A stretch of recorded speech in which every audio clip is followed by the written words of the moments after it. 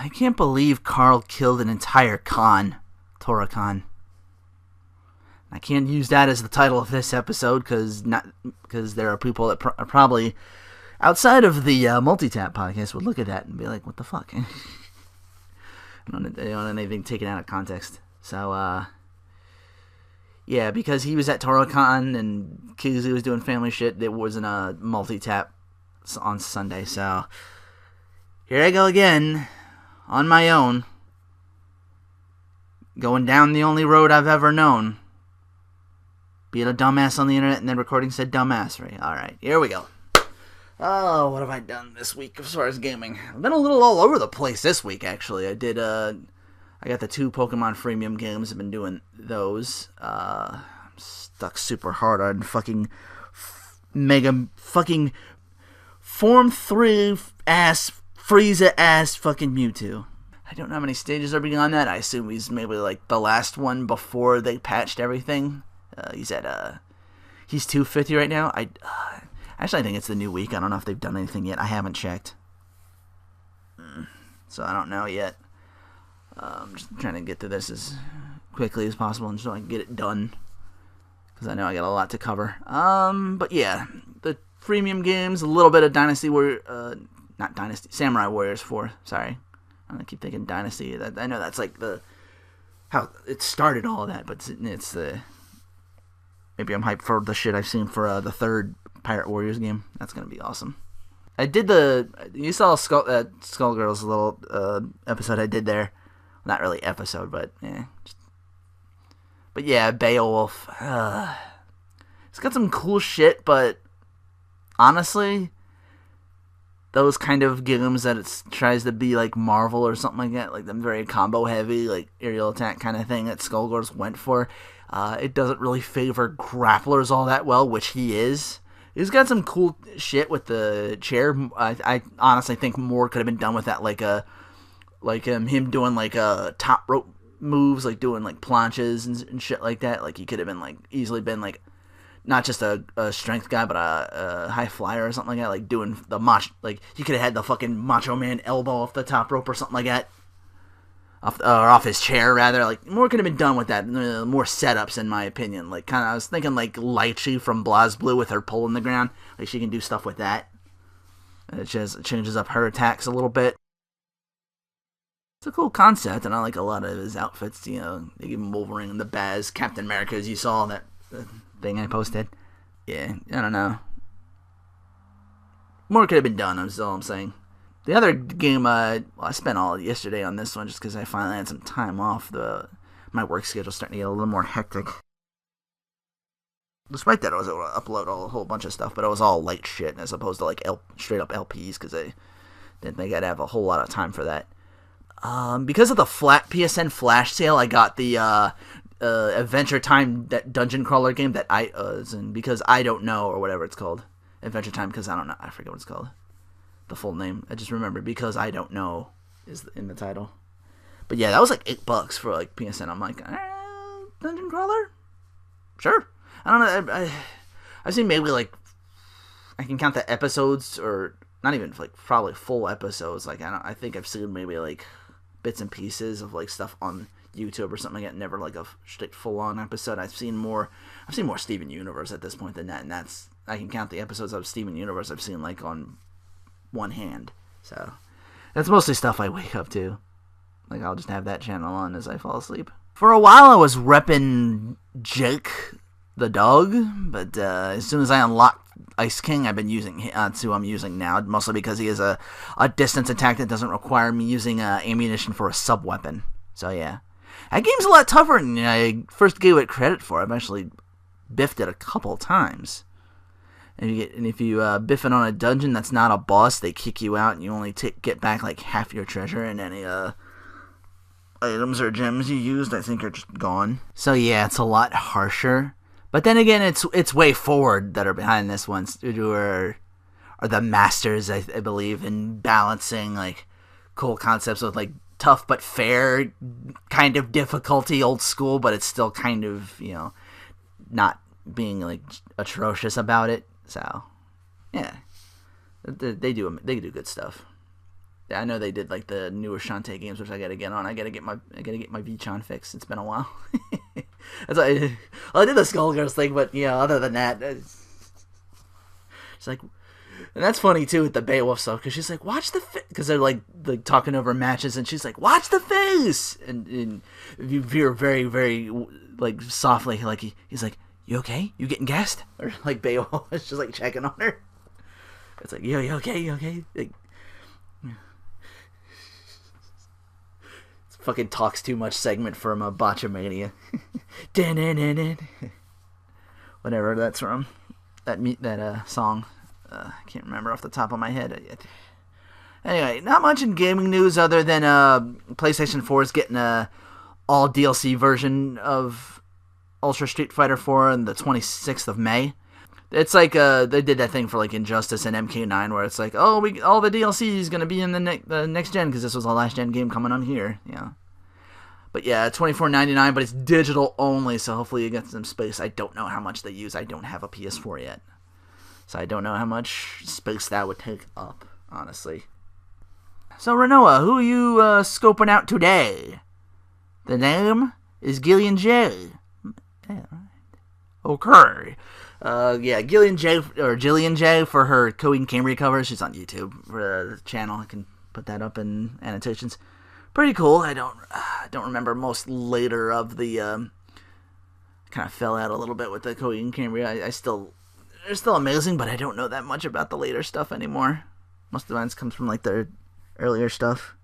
I only recognize Three Evils, and I want to make a duo of that somehow.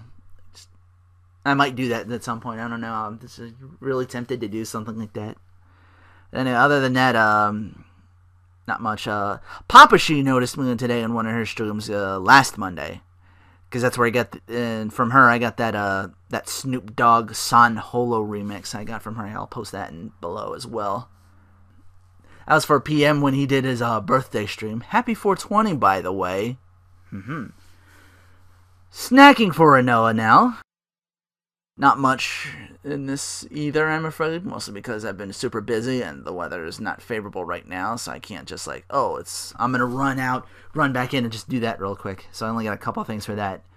The McDonald's Shamrock Shake has rode off into the proverbial sunset for another year. Sad face. However, in its place was something that caught my eye immediately. Apparently, Valentine's Day never left, because I look over and they were selling this chocolate-covered strawberry. I'm like, oh, okay, why are they doing that then? I'm like, but no, it's in a frappe form. Oh my goodness. Oh my damn. This chocolate and frappe, my taste buds went ham. You just assaulted with that. You chocoholics out there that are listening, this is what you want. This is mad strong. Unfortunately, the strawberry is kind of left out in the cold. You get like only that as an aftertaste or something like that. So ideally, the strawberry would have been just as strong as the other two, the chocolate and the frappe, but overall good. The other new thing I had there was this artisan grilled chicken sandwich. McDonald's has all these shiny brown artisan rolls they use for their sandwiches now. I know because that's what I had for my usual chicken sandwich, my crispy McChicken with the Big Mac sauce instead of mayo. But the artisan grilled chicken sandwich. Lettuce, tomato, the chicken seasoned with a bit of garlic and parsley. You get it all with like this vinaigrette dressing, which I liked it, but I was like, vinaigrette, it's not, it just made me want my Big Mac sauce even more, which is amazing. I'm going to try that. I need to try that on a Filet-O-Fish. I need to remember that next time. I want to see how that is. I want to see how that sauce on fish. It's kind of like tartar sauce, which I don't like tartar sauce. I like the Big Mac sauce like way better than tartar. So I actually think I would fit really well with fish. So I need to remember that next time. Before I get to my big crux, I'm going through this really quickly. Before I get to the suplexing. Last week I was talking about the salt because of Spencer Blaze, I know that now because he said it on the thing, so thank you.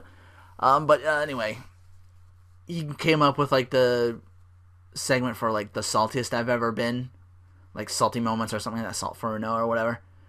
I spoke of how angry Tekken 6 scenario mode got me last week, and I said I would do next time either the single player or multi-tap. I would tell my my most triumphant story as far as gaming goes, and I can remember this. I don't remember a lot of this because it happened like years ago. I don't even remember even if I was still in Philly or if I moved to Jersey at the time. I know this was around the Super Nintendo era because the SNES had a game from Taito called Sonic Blast Man, which was beat 'em up, and then the bonus bonus stages you would have to you'd have 3 punches to take out enemies of varying types of varying difficulty. Like the easiest would be like a punk holding up this girl, and the toughest would be like this meteor coming in crashing to Earth. Little did I know, I didn't find this out till later, that they took this from, at least the bonus stage part, they took it from like the actual arcade version of Sonic Blast Man, which was just this big punching bag, and you had like 3 shots to take it out, and you can actually fail those or something like that. Like for the SNES mode, you just succeed no matter what, and you get like points based off that, and you get enough points, you get like for extra lives and such.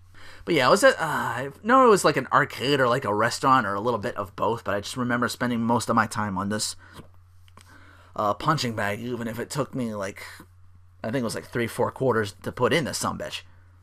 But yeah, I get up there at one point. I try to put the quarters in the usual slot, and they would just keep falling, and the coin would just keep falling out. I'm like, okay, what's going on?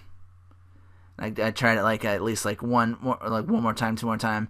At some point, I'm starting to build like a crowd behind me because I think they want to use the machine, and I got this it's like an annoying ass guy or like a heckler or he's basically heckling me like, oh, it's not, like, I couldn't get in, it's not working, and he's like yeah, just keep doing that, just keep putting it in, there's totally not another slot in or anything.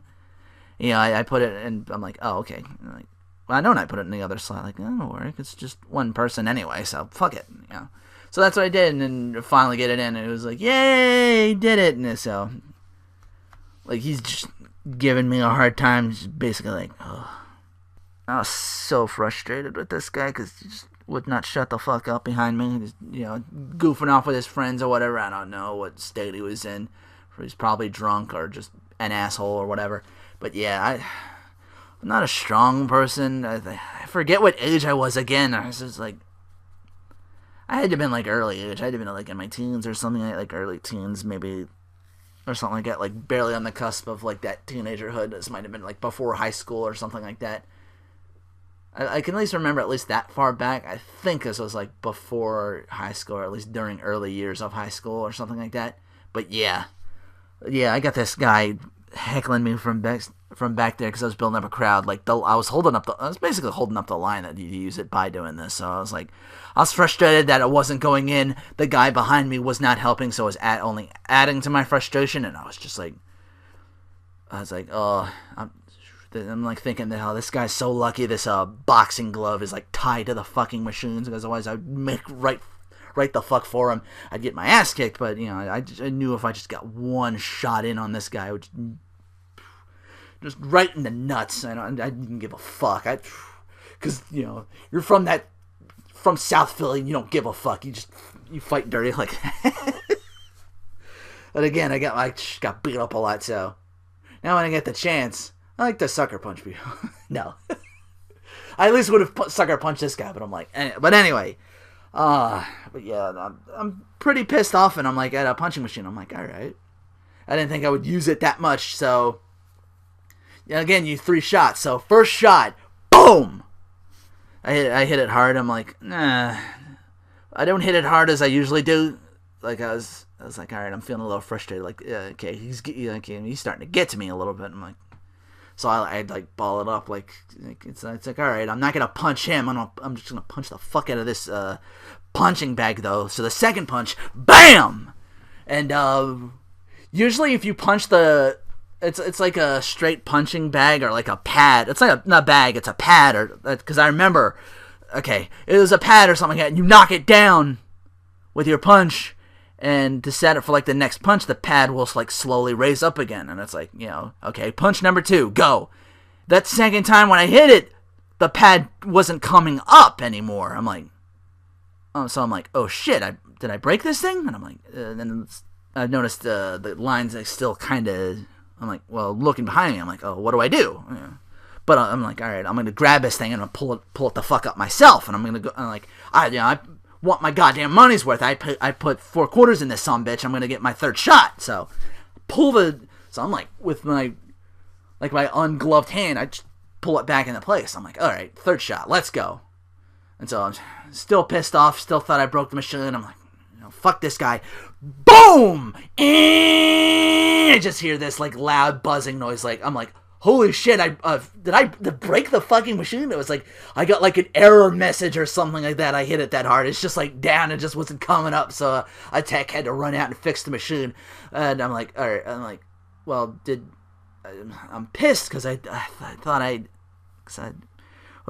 was like super close to winning it that time. I was using it to my advantage. I was gonna win this fucking thing. I was like on the lowest difficulty with the punk. But I'm like, oh man, I was pissed. I was disappointed, and I'm like half upset. Like, oh shit, I broke this machine. But I look behind me, the guy that was heckling me, gone. Like I don't know what the fuck happened to him. Like his regular entourage was there, but I'm looking behind me. I notice he's not even there anymore. Like I don't know where the fuck he went. I don't know if he just like took off as like quick. I didn't like hear any footsteps behind me, but mostly because the from the machine, the error. But I look behind me, he is gone. Like, holy shit! I'm like, all right, So I'm like looking behind me at the machine, and then I look back to the crowd. I'm like, all right. Put the glove down. I'm like, all right, well, someone's going to come out here and fix this now. I'm like, all right. Upset. I walk away and I just go back to my seat with my family, and I guess I ate dinner regularly or whatever, and then just left the day. But I'm like, but I just remember that just bam, like 3rd hard punch and the like scared the shit out of me at first. I'm like, oh my god, oh no, I broke it, oh fuck, oh no. I didn't say that bad. It wasn't. My language was noticeably a lot less colorful when you're that age, because you still kind of don't want to say that in front of people or something like that. Now it's like, whatever. But yeah, I just remember like, oh no, I broke the machine. I was like, what do I do? I was freaking out at first, but then again, I looked behind me. This guy's not there. I'm like, oh, okay. Now I was feeling kind of badass the rest of the day. So yeah, personal story of triumph.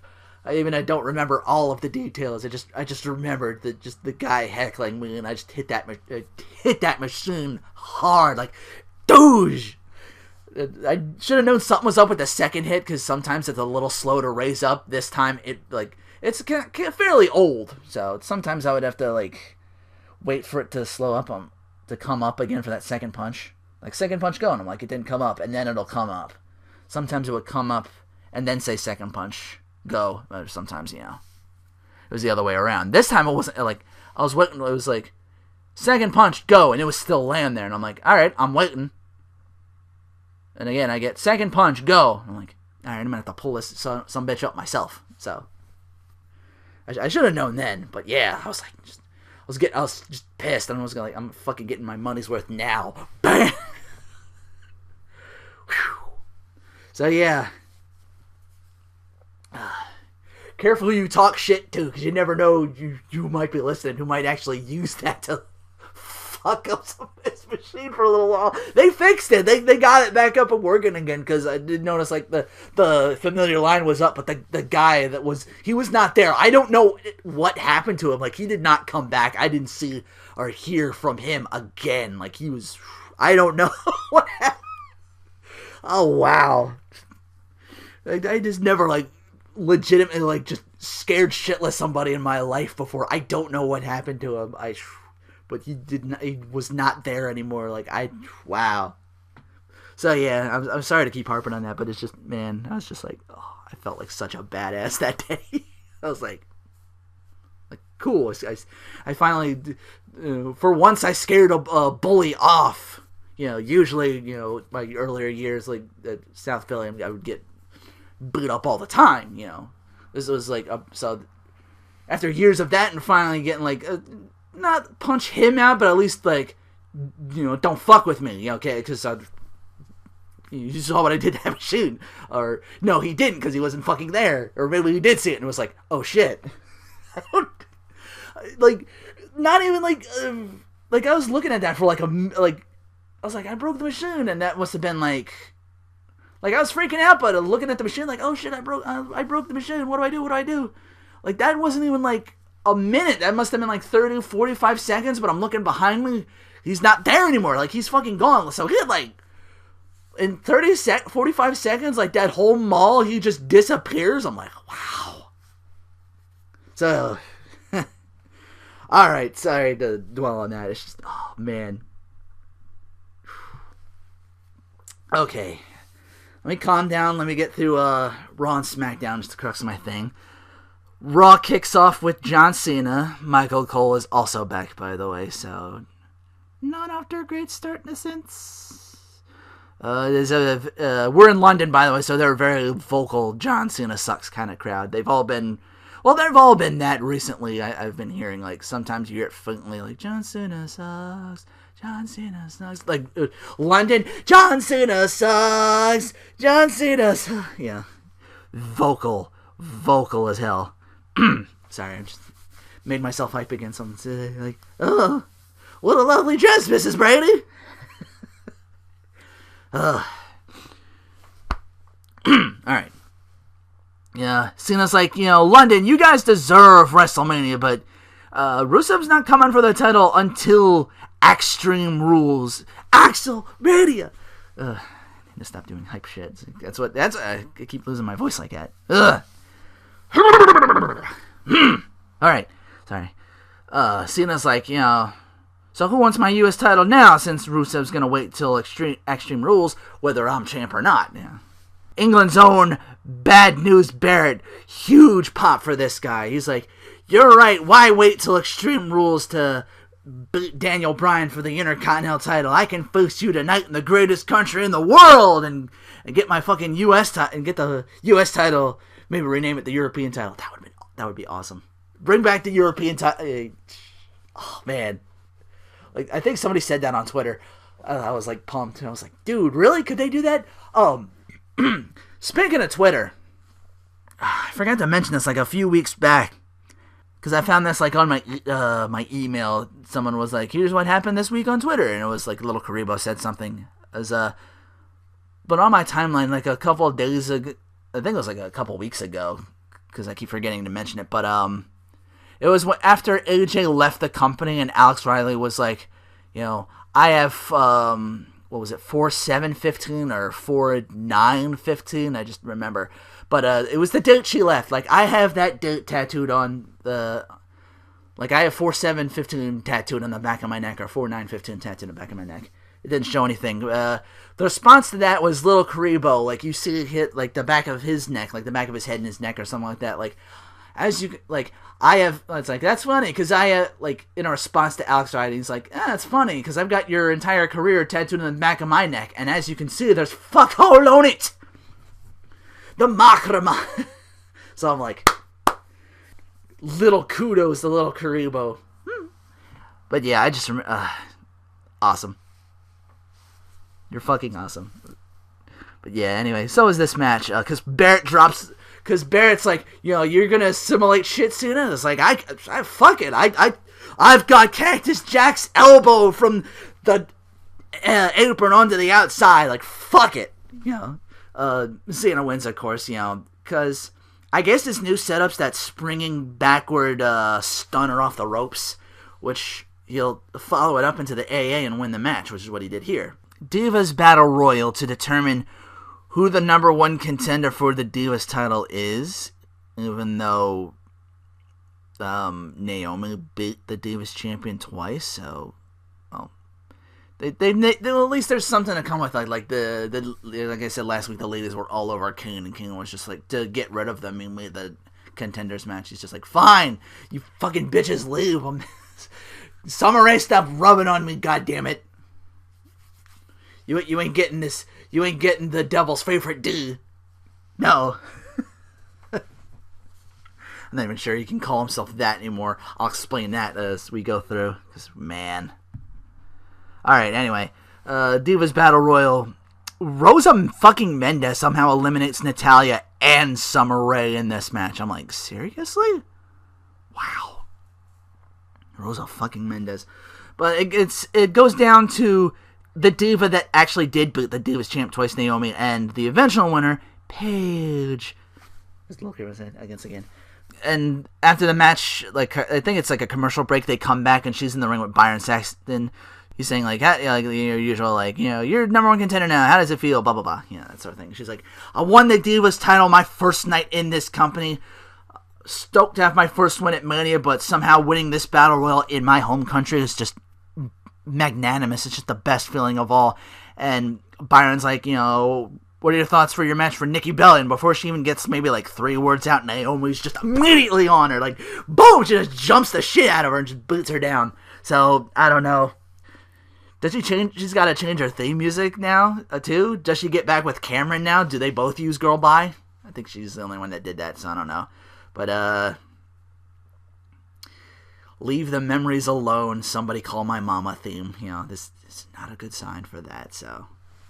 I wish I know it, again, is PM's, victory music for, what is it, Board Game Online. That's his victory music, even though it's the link he has, it's not there anymore, so. But yeah, I don't know what's gonna happen to that theme. I doubt it's staying very much so. I forget where Naomi's interview after this took place. I just wrote it down. Then the next thing, I was trying to watch the show and also write shit down, so I would have this a little more succinctly. Kind of try and keep this together, so I wasn't reading off somebody else's notes and tripping over myself even more than I usually do. Of course. Yeah, but anyway, Byron's backstage with Naomi, and it's like, what happened out there? And she's like, I lost my cool in front of these people, and then she's like, oh yeah, right. Fuck, this ain't about Paige or England or how the people feel. I fucking beat the Divas champion twice. Why the Battle Royal? Doesn't make any sense to me. Can you fucking explain that shit? I'm like, do wins and losses mean anything anymore? Not if you're a diva. Which was my comment, She's like, I mean, seriously, I was with AJ the same season of NXT, and I was good. I don't know about that. Yeah, she's good now. I don't know about that. And she was probably okay back then. I don't know. Maybe she's better at wrestling. She couldn't talk worth a shit, and none of them was like really all that great, honestly. So they all got way better since that abysmal season 3 NXT with the Divas. I'm sorry. I didn't watch all of it, but based on what I saw, I was like, no, not interested. I barely watched NXT beyond the first one.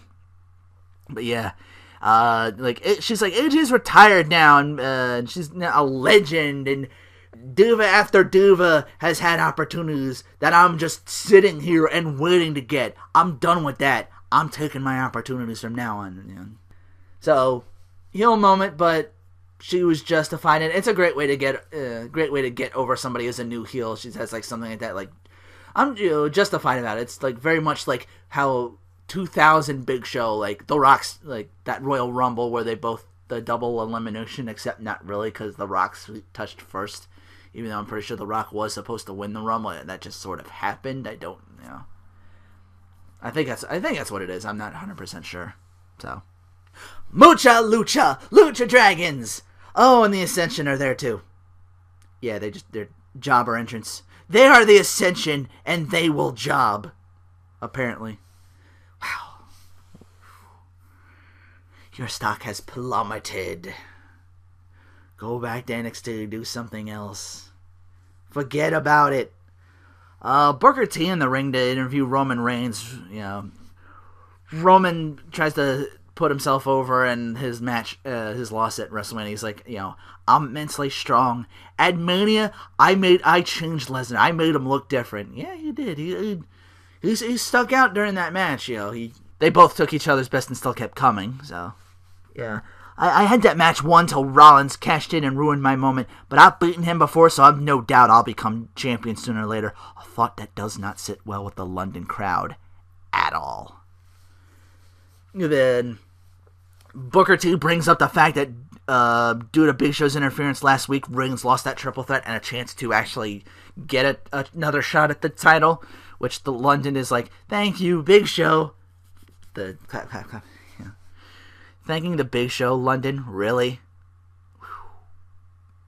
You hate Roman Reigns? Do we hate Roman Reigns' chances for championship glory that badly you would thank the fucking Big Show? Wow! Wow. Okay.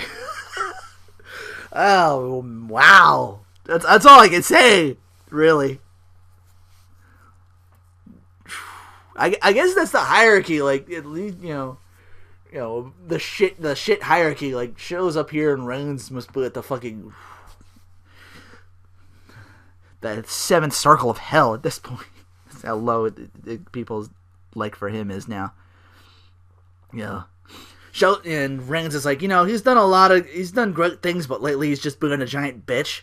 And Big Show appears on the Titantron, which he's basically rubbing his Mania win in the face. He's like, I won it, Mania. It was in the pre-show, but I won. Yeah, you won your match. It was in the pre-show, which I didn't see, and nobody on the fucking planet thought you deserved.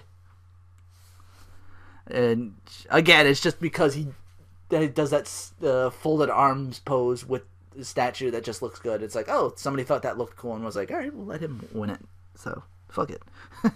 But he's like, it's my mission to make Reigns the most epic failure in WWE history since the NXT. I'm sorry, I was doing a lot of side comments with this one. I didn't mean to shit on this segment, but I was just like, oh, Reigns and Show, like, I did not want this at all. And that's what we're getting. No! Reigns answers back like, he threatens the Jumbotron giant in his words. Yeah, he calls the Titantron the Jumbotron. Yeah.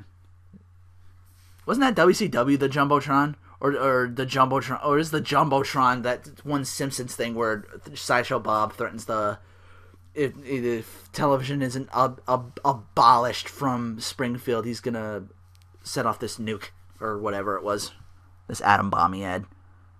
Yeah, I'm gonna shove that battle trophy down Show's throat and retire your ass.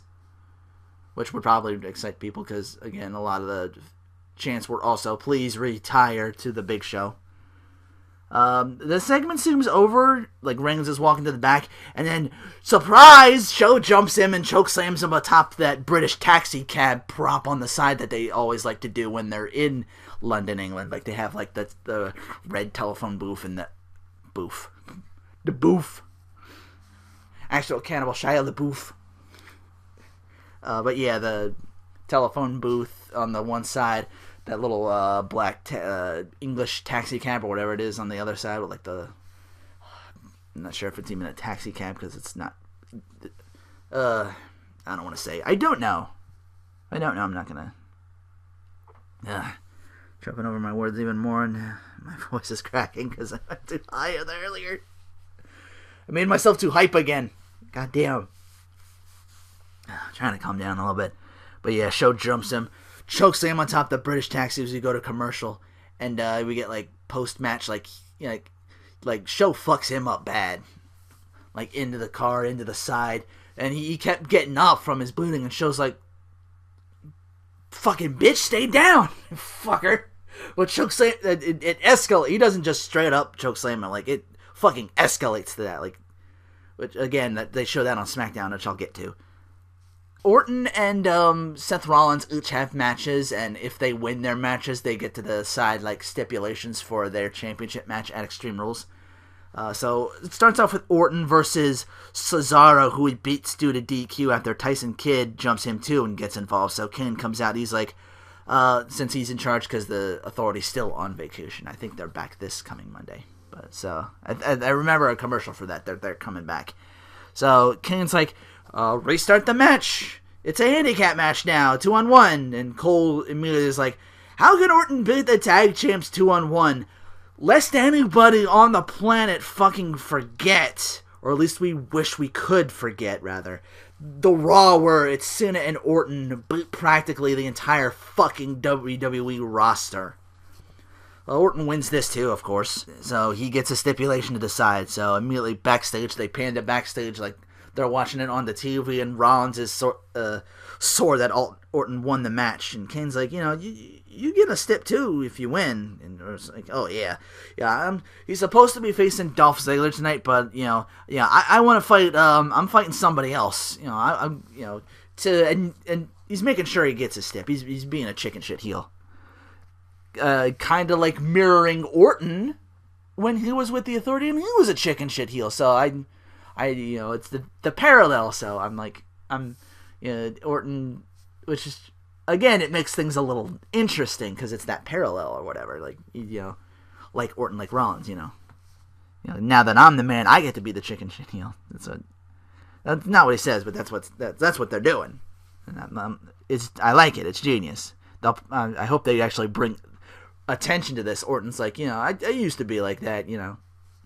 I don't want to fight Ziggler. I want to fight. I'm gonna fight Jamie Noble because he's a bitch and he'll lay down for me and get me my fucking win. And Noble's like, why am I laying down? It's Kane's fault. He made those matches tonight, and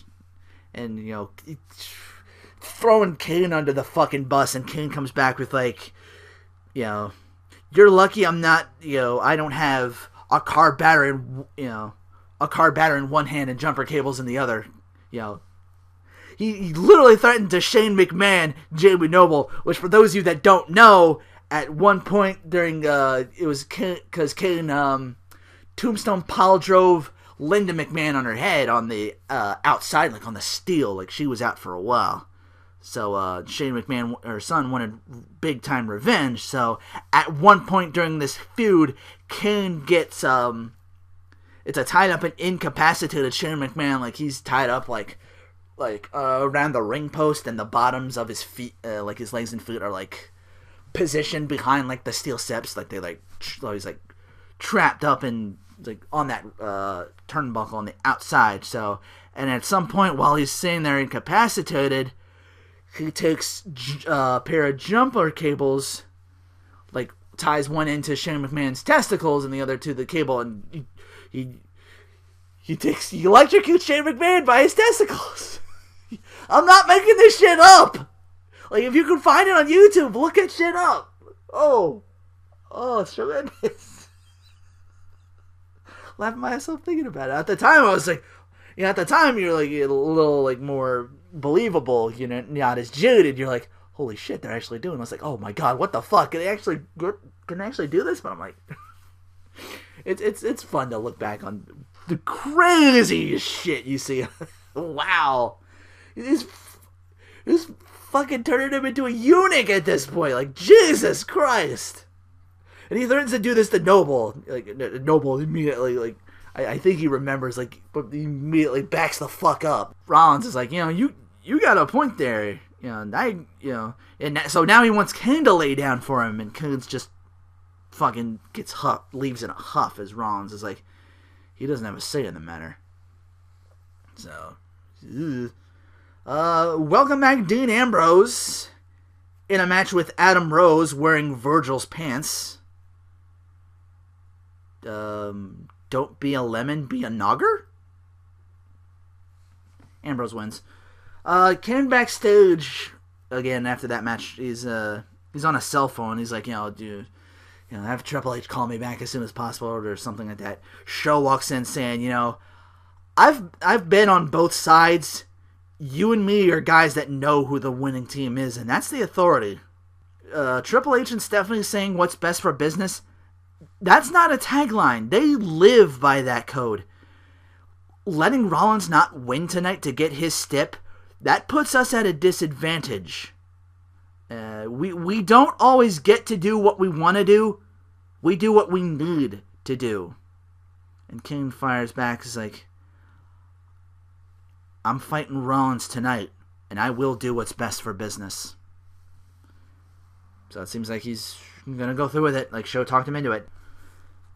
Mr. Sinister, aka Stardust, facing off against Fandango, latter getting the jobber entrance, so of course Stardust wins. And Rosa's hanging on, and Fandango looks over her and is like, My problem is I've been wasting my gift of dance on you when I should be sharing it with the world. Maestro! He's got his old theme music back in England, of course. Like, it's a, again, I'm like, awesome, callback. Great. Because England, that New Jersey crowd, we started that shit, so, like, yay, callback. And, of course, the fucking crowd, they're all into it, so, yay. A fucking face turn if ever there were one, but, again, it's Fandango, so where the fuck do you go from there? So I was like, yeah, this is awesome, and I'm like, wait, we've been here before, haven't we? Fuck. What did that accomplish?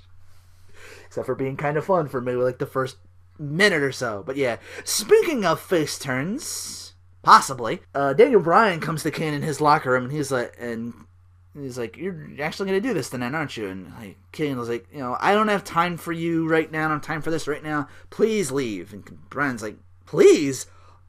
You're actually going to lay down for him tonight, aren't you? Man, you used to be Team Hill. No, I remember that shit. Man, you used to be like the monster. Now you're just the guy in a lame suit. You disappoint me. And King's fucking frustrated because, the truth hurts like that. And King's just like, leave!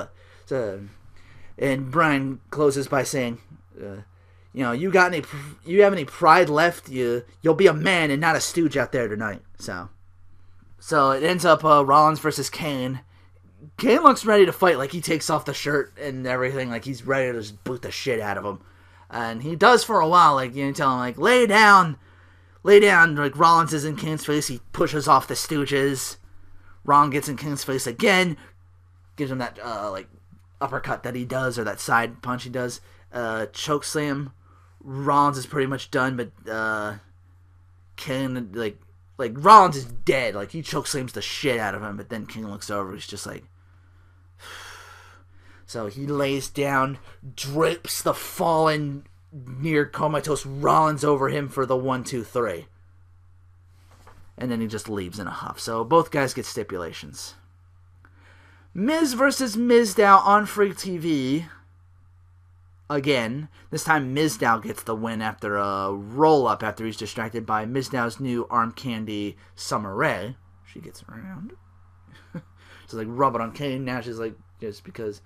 What, because Mizdow made out with you? I guess, Give Divas a chance, The Primetime Players, another segment with them, just not wrestling, but making fun of another tag team. They're making fun of the Los Matadores, who they call the Lost Matadores. Matadors, like Matadores. Did they call them Matadores, or am I just making shit up now? They pull out El Torito, which is just this rainbow splotched teddy bear with, like, badly pasted on bull horns, and it leaves Darren Young the line of the night. He's like, hey, rainbow is my favorite color.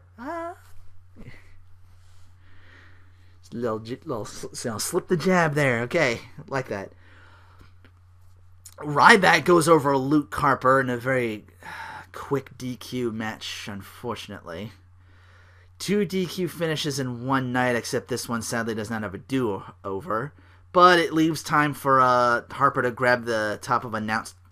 What happens is Harper grabs the announce table and just decks Ryback with it. And which of course leaves after the match. Ambrose runs Harper off, so... Because, again, Harper's the reason we haven't seen Ambrose in about 2-3 weeks, because he powerbombed the shit out of him on a table, and it looked like he was about to do the same thing to Ryback before he ran out and chased him off. Final match of the night, and probably the match of the night, because Ziggler's like, Rollins changed his opponent. I need to face somebody tonight, so, like John Cena, I'm issuing an open challenge, so anybody want to come out here and, wrestle with the show off, let's do it. So, Neville comes out, and just based off the 2 names of this ring, Ziggler, Neville, let's fucking go. Ziggler wins after a really awesome back and forth battle. Like, it could have gone either way, honestly. But Ziggler wins, you put him through the ringer. Again, once again, Neville continued to being, like, some of the best matches you've seen on TV. But then Sheamus comes out to fucking shit in the punch bowl, basically. Bro kick Ziggler. Neville gets up, he eats one as well. Rollins is Rollins we get the stipulation there, Ron's being a smug shit, sitting on like the like a recliner easy chair. I'm banning your RKO. I'm like, no, you fool! You're just opening yourself up to the fucking punt now. Like, that's his other finish. Like, just like, why couldn't the stipulation like both legs tied behind him? Like, he's got to hop on one foot or something like that, so he can't do like, I don't know. Rollins bans the RKO. Orton's like, and I want you in a cage match. So basically, and that's Raw.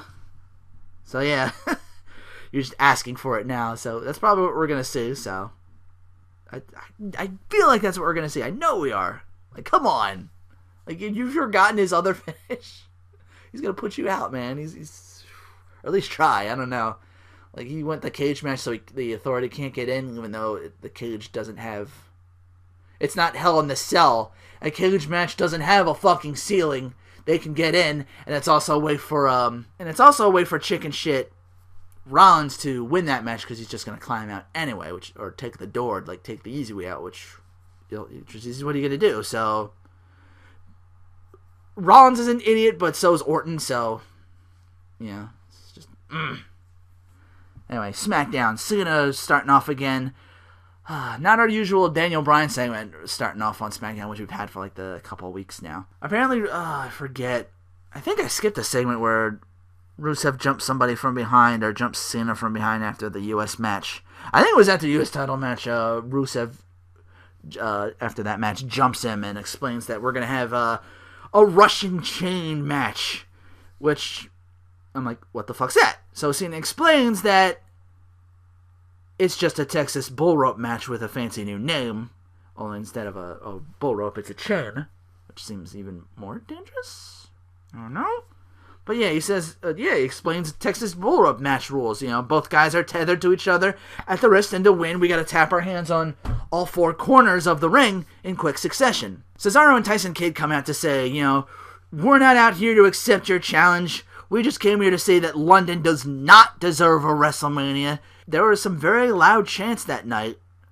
My personal favorite, this is Tyson Kidd talking, my personal favorite was the please retire chants. And they add that, they were directed at the wrong person, which London was like immediately like, yay. Even though they got pretty much insulted saying they weren't a WrestleMania, they deserved the WrestleMania, and they were like, no.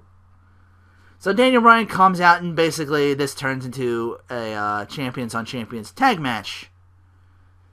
Daniel Bryan and Cena versus Tyson and Cesaro. So, okay. R-Truth once again being fed to Bray Wyatt.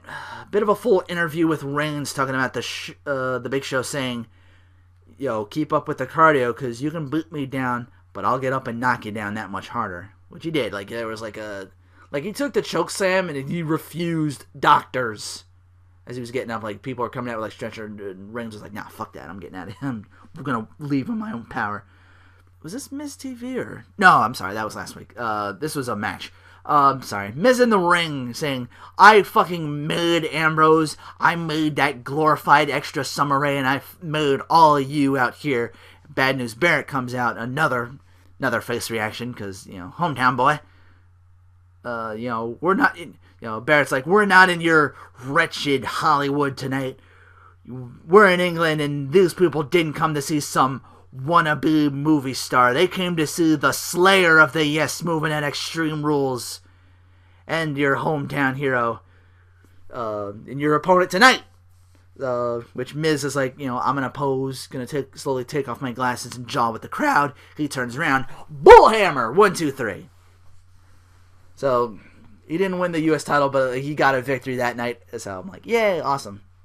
Because again, that hometown thing, that WWE thing they like to do when if you're hometown, they'll make it a big deal, or it's like, oh yeah, hometown hero. He's gonna fucking get destroyed in his hometown because they love to do that. It's too good. It's almost too easy to not to do that. It's too simple. It's like nope, can't have it. It's like fucking dangle like a carrot in front of a hungry rabbit. Just be like nope. But yeah, after that, Sandown Summer Air backstage with Renee Young. They're talking back and forth, but eventually Miz comes out and he's like, last Monday on Raw was a fluke. It's the rubber match on Raw, so I want a rematch for you, and you fucking stop acting like me using my theme, because there's only one Miz. Summer Rae chimes in, she's like, Mizdow does Miz better than Miz. And Mizdow gets under Miz skin with his, Miz is going off on Mizdow. She's like, shut up, you glorified extra, and he's doing, the mimicking thing that Mizdow did, and he's like, stop it, you're not my fucking stunt double anymore, stop that shit. So, we're gonna have a match again, Raw, or was it Raw, or was it at the pay-per-view, I forget. It might be actually at the pay-per-view, this might be how they sell it or push it or something like that, I don't remember, because, I was trying to keep up with SmackDown, and it didn't write out as much as I could, but, just trying to keep up, but, the third match, winner gets the Miz name and title. So they're fighting for the I came to play and to do the Johnny Cage bullshit. I guess that's the way to end it. I guess is just to be like, who's the better one? Let's have a match and find out.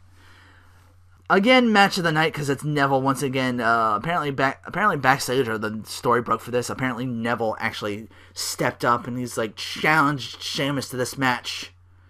And they come out and Sheamus comes out. He's like, "So you're the man that gravity forgot? I thought you'd be taller. We're just a wee little man like Daniel Bryan and Dolph Ziggler. I'm from Ireland, real Ireland, and we don't like you English bastards, so I don't like you." Close up to Neville putting a mouth guard in before this match begins. I'm like, oh, that's awesome. He's fucking prepared for this shit. He took the bro kick. He's like the match is about to start. The bell rings and he gets out of mouth. You can see a close up of Neville just mouth guard in. Let's fucking go. I was like, oh, that's awesome. I love that. Tell a story very subtly, but very to the point. I thought it was fucking genius. So if I'm going on Neville a whole bunch, it's because just because of this match and last week and Raw. I'm just like, oh, amazing.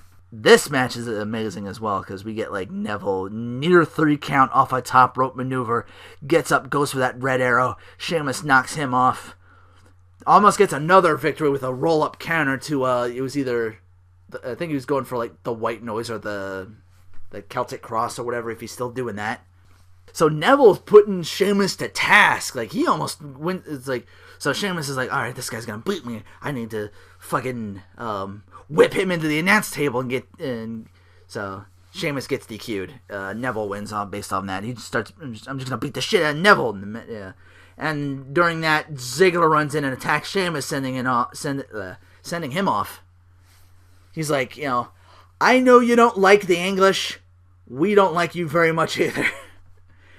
Nor does anyone else. You're a bully, and I'm standing up to you because that's what you do. Anytime you want to come on back in, let's fucking go.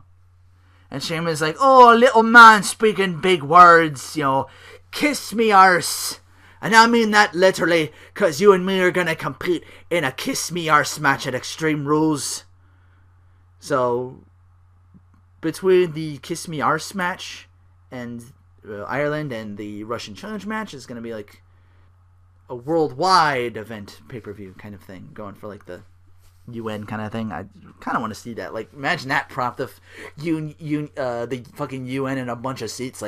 We get that later match I talk of, which I'll get to. So you could start going to the outside, pulling podiums apart, pulling wax figures, pulling off arms and shit, just having a fucking duel with that. Oh, that would have been awesome. They're not going to. That's how I would do it though. That's almost how I would book that. It's make everything we'll make this the cage match. Let's call it a Saskatchewan cage match or something like that. We'll put Canadian flags all over the place or something like that. Or mark a Queensberry rule. It's a 5 count on the outside. And whatever that one match between Regal and Jericho. The Queensberry rules match. I forget exactly. I just remember being like a 5 count instead of a 3. But anyway, Ziggler answers back. He's like, fine, we're going to have this match, because I'm going to stretch you out so hard I'm going to make you kiss your own arse. O2, this isn't the USA, but I guess it'll do. Feel the New Day. New Day still getting the New Day sucks chance. They're doing that like weird thing where they're like upset and like, if we're not clapping, then we snapping. They go over Los Matadors in like a forgettable match. I'm like, I don't know. I was kind of like my hour in because I had like a really long. I usually don't work like crazy hours, but I knew Friday was gonna be like a mess. So I was like, oh. Like about hour 2, I was just about done because sometimes it's I can't do 5 hours sometimes. 5 hours of wrestling, no. It gets to be too much, so I kind of go through this little, glean through the next couple segments a little quickly, and I'll end off. The breakup of Fandango and Rosa, I guess, is complete, because he's backstage, and he just brushes her off, or whatever. She's like, no, I'm done.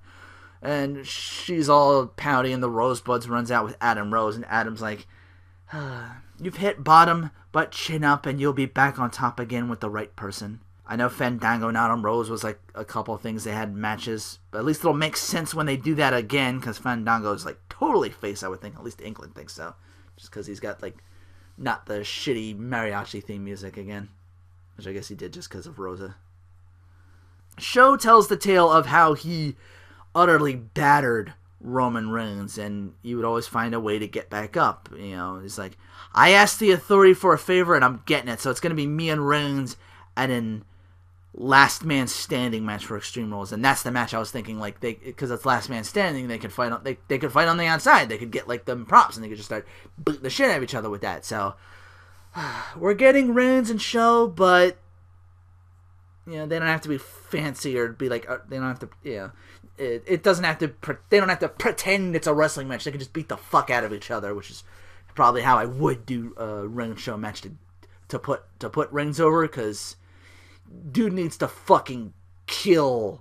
Like, one of these guys needs to kill the other, and this is how you fucking do it. And the last man standing, like, the 10 count, they need to, like, punish the shit out of each other. So, it's Reigns and Show. I don't like it, but because it's last man standing, the logic of this, the stipulation, I'm like, okay, now it turns around and kind of makes sense now. And hopefully they, like I said, they need to murder one of the other people in that match. Someone needs to go over, and go over big.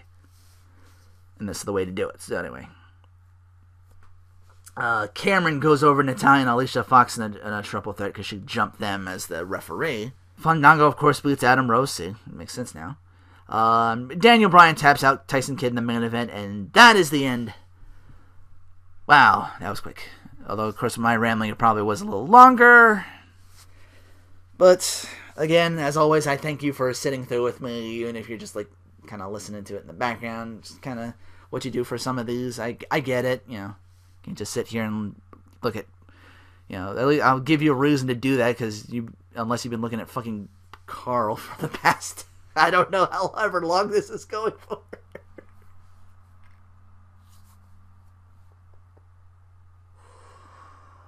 Fucking girl, I'm done. Go. Bye. Thanks for listening.